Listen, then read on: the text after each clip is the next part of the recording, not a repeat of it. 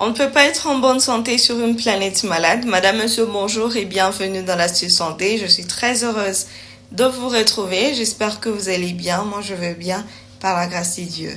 Alors, depuis le jeudi passé, je commençais à parler de maladies épidémiologiques. Le pourquoi, c'est parce que nous sommes en pleine période ou phase de sensibilisation épidémiologique.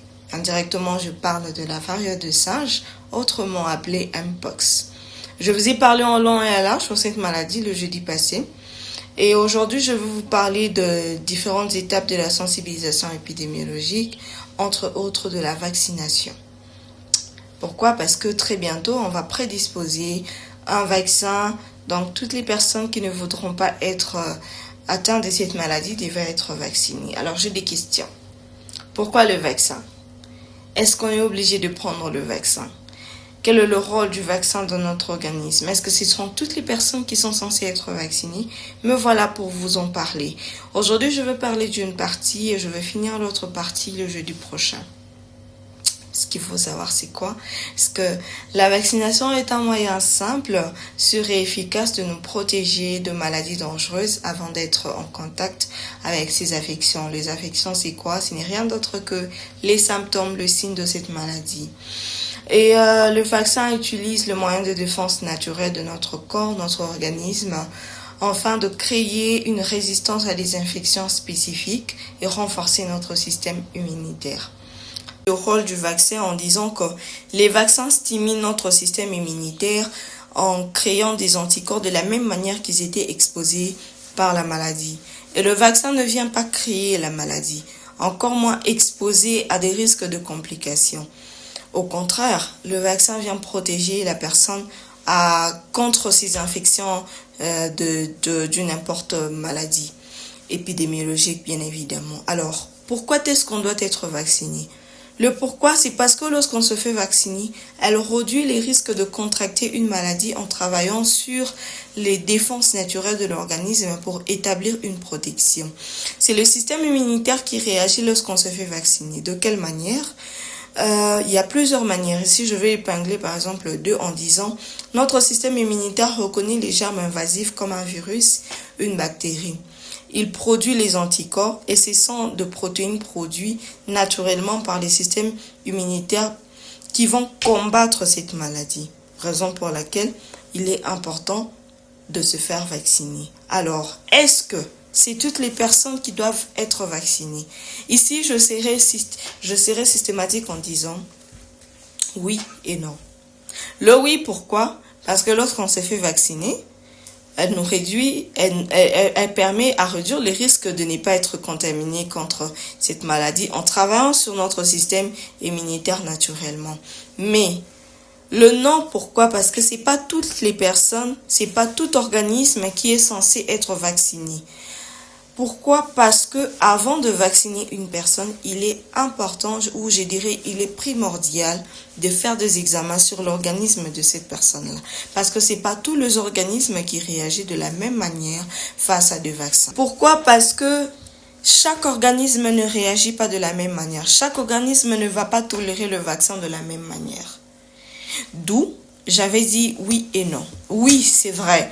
Ces vaccins vont réduire les risques de contracter la maladie en travaillant sur la défense de notre système immunitaire. Non, parce que avant de donner le vaccin à cette personne, vous êtes censé. Donc, cette personne doit être examinée à l'avance avant de recevoir le vaccin pour savoir si oui ou non son organisme est prédisposé à recevoir le vaccin. Quand est-ce qu'on doit donner les vaccins aux enfants ou aux adultes?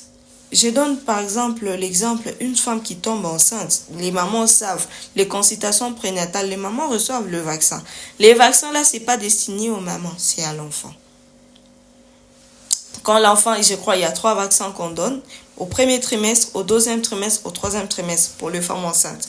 Quand l'enfant sort, on lui donne à l'enfance, on lui donne à l'adolescence. C'est bien. Ça protège l'enfant à ne pas contracter certaines maladies épidémiologiques, la variole, la varicelle et autres. Mais il y a de ces enfants, ces organismes ne supportent pas ce vaccin. Je donne l'exemple d'un enfant qu'on a reçu ici à l'hôpital où je travaille.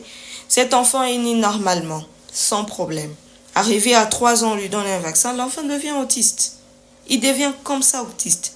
Et je me suis seulement dit, est-ce que ces médecins-là qui lui avaient donné le vaccin avaient d'abord examiné l'enfant avant de lui donner le vaccin? Et ça n'a pas été fait. Aujourd'hui, cet enfant a 11 ans et il est autiste. Il a été déclaré autiste. Autiste, ce sont des enfants, j'en parlerai plus tard. Un enfant, il a 11 ans, mais il est en train de faire des choses comme s'il avait une année. Donc, il y a une régression dans son comportement. Ce n'est pas qu'il est kizengi, parce que quand tu dis à un enfant autiste, laisse ça, il t'écoute. Quand tu lui dis, fais ça, il peut le faire. Mais seulement, il est asocial. C'est-à-dire, c'est pas un enfant qui est comme tous les autres enfants. Il ne peut pas jouer comme les autres enfants. Il a ses jeux à lui. D'ailleurs, les parents qui ont des enfants autistes savent. Les enfants autistes sont asociaux. Donc, il est dans son coin, il a ses jeux à lui, il a ses préférences. Et c'est ça le comportement. Et pour éduquer ou pour aider cet enfant autiste, c'est la rééducation. Vous voyez un peu, parce que vous pouvez dire, il a 11 ans, mais il fait des choses comme un enfant de 2 ans. C'est normal. C'est un enfant autiste. Et je parle de l'autisme parce que c'est un enfant qu'on a reçu à l'hôpital qui était né bien, mais juste quand on lui a donné le vaccin, à 3 ans, on a remarqué que le comportement de l'enfant a changé. Dès qu'il voit les gens ou les parents reçoivent les visiteurs, l'enfant fouille, il part se cacher en dessous du lit. Et les parents ne comprenaient pas. À chaque fois, c'est devenu répétitif. On amène l'enfant, on le fait examiner. Le médecin, non, cet enfant, c'est un autiste. Pourtant, l'enfant était bien avant. Mais c'est depuis qu'on lui a donné le vaccin. Voilà pourquoi j'avais dit oui ou non. Non, parce que il y a de ces enfants ou des personnes, son organisme, peut-être que n'avait pas besoin de ces vaccins-là. Donc, il n'était pas obligé de prendre le vaccin. Donc, avant de lui donner ces vaccins-là, examinez, allez-y voir si son organisme est disposé à prendre ces vaccins. Donc, de ce côté-là, je crois que j'ai été un peu plus claire. Alors, il y a des enfants aussi qui nécessitent qu'on lui donne le vaccin. On est par exemple pendant cette période ici, épidémiologique, où on dit la maladie de la variole de singe est en train de toucher. Ça ne choisit pas seulement les enfants, parce qu'il y a des épidémies où ça touche que les enfants, les autres, ça touche que les adultes. Vous voyez un peu. Cet enfant-là peut-être nécessitait le vaccin. Les mamans qui ont souvent peur, moi je ne vais pas donner à mon enfant le vaccin parce que quand je vais lui donner, peut-être ça ne va pas marcher et tout ça, et tout. Nos grands-mères n'ont pas reçu le vaccin. Bien. Au lieu que tu réagisses comme ça, maman, amène ton enfant, fais-lui examiner, qu'on le consulte, qu'on analyse bien que est-ce que cet enfant peut recevoir le vaccin ou pas. Ne reste pas chez toi à la maison comme ça en disant que non, moi je ne peux pas donner à mon enfant le vaccin. Et tu peux voir quelques temps après ton enfant tombe malade de cette maladie-là. Le temps qu'on vient lui donner le vaccin, le vaccin ne va pas agir complètement parce que l'enfant a déjà eu cette maladie-là. Vous voyez un peu. Le temps que le vaccin agisse, l'enfant peut partir. Donc, il y a 2 cas. Il y a le cas où il y a une nécessité de donner le vaccin. Il y a l'autre cas, c'est quoi? Avant de lui donner les vaccins, examiner la personne pour savoir si cette personne est disposée ou prédisposée à recevoir le vaccin. Et l'autre partie, je vais parler de maladies qui nécessitent qu'on reçoive le vaccin pour éviter d'être contaminé. Ici, je parle il y en a plusieurs, je ne vais pas tout citer. Il y a le cancer du col de l'utérus, il y a la choléra, il y a, actuellement, on a ajouté la COVID-19, il y a la rougeole, il y a la varicelle, il y a la syphilis, il y a la tétanos, il y a la rubéole, il y a une pneumonie, il y a la poliomyélite, il y a la conjonctivite, il y a l'infection à la rotavirus, il y a plusieurs. Et il y a quoi encore? Il y a la grippe, il y a l'hépatite B, qu'il faut prendre aussi le vaccin, ça c'est important. Il y a la maladie du virus Ebola, c'est important. Il y a quoi encore? L'encéphalite japonaise, il y a beaucoup. Il y a la rage, il y a la coqueluche, il y a la méningite.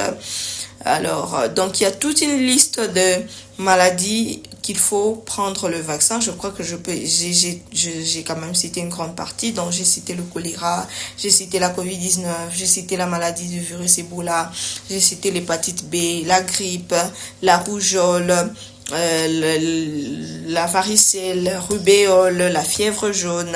D'ailleurs, les mamans savent, il y a des enfants qui naissent avec la jaunisse, les infections en rotavirus, la tétanos, et j'ai encore cité quoi? J'ai cité l'encéphalite japonaise, j'ai cité la méningite, la coqueluche, la pneumonie, la poliomyélite, j'ai cité la diphtérie. Il y a tout un tas de listes de maladies qu'il faut prendre le vaccin. Donc voilà, c'est un peu ça. Et pour terminer cette partie, je dirais, c'est vrai, le vaccin est important pour notre système immunitaire parce que ça vient renforcer une défense contre les infections de l'extérieur. Je veux marteler sur ce point. C'est vrai, le vaccin nous aide à renforcer notre système immunitaire, nous aide à réduire les risques d'être contaminé, ce qui est bien.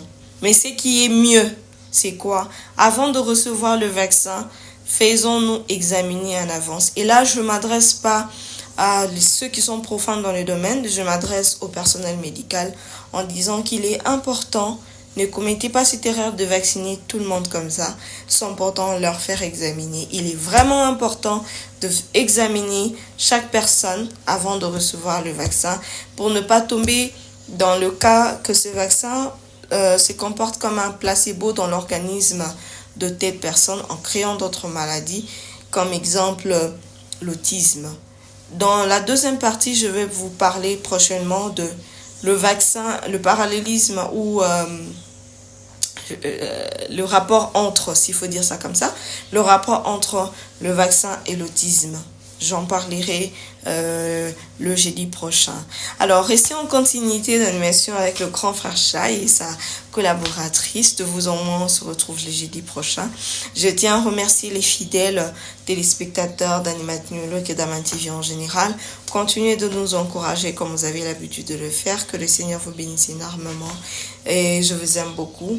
On se retrouve le jeudi prochain. Bisous.